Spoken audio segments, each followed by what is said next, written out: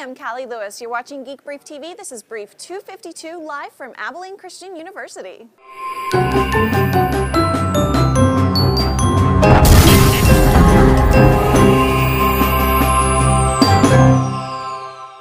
Neil and I were invited to be two of the judges at the ACU Student Film Festival, and now we're here at the Learning Commons showing some students how to shoot a brief. And even though I'm not a sports fan, I kind of feel the need to say, go Wildcats!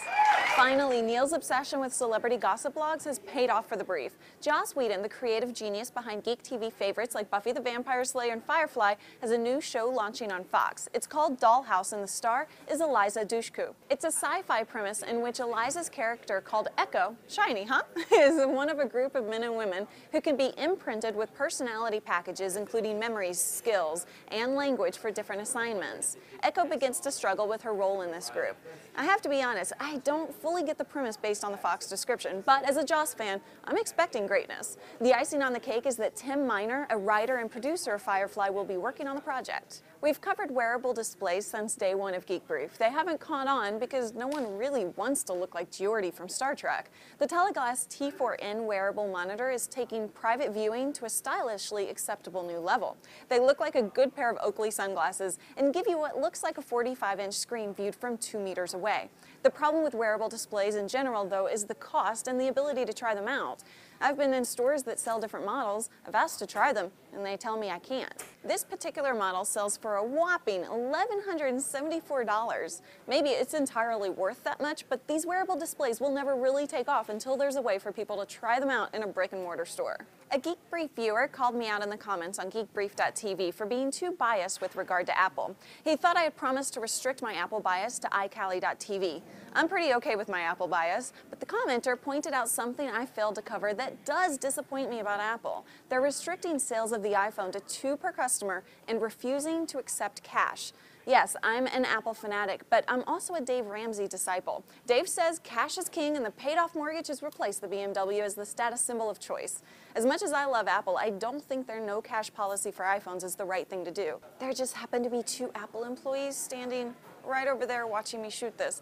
Thanks. Speaking of the comments on geekbrief.tv, we're experimenting with a plugin called Intense Debate. It makes the discussion that takes place after each brief a much richer experience. If you have a blog or podcast, check out how it works at www.geekbrief.tv.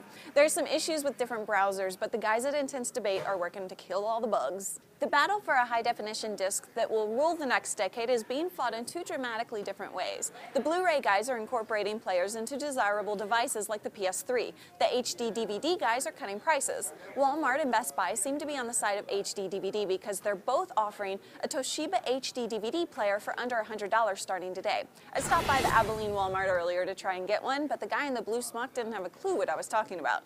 Shouldn't people who work in consumer electronics be required to pay attention to shiny, happy tech news?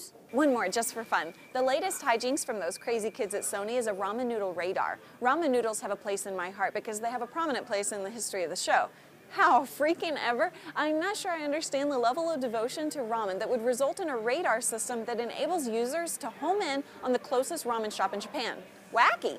Wacky, wacky. I'm Callie Lewis. Thanks to ACU for letting me shoot a brief in their Learning Commons. It's been a blast.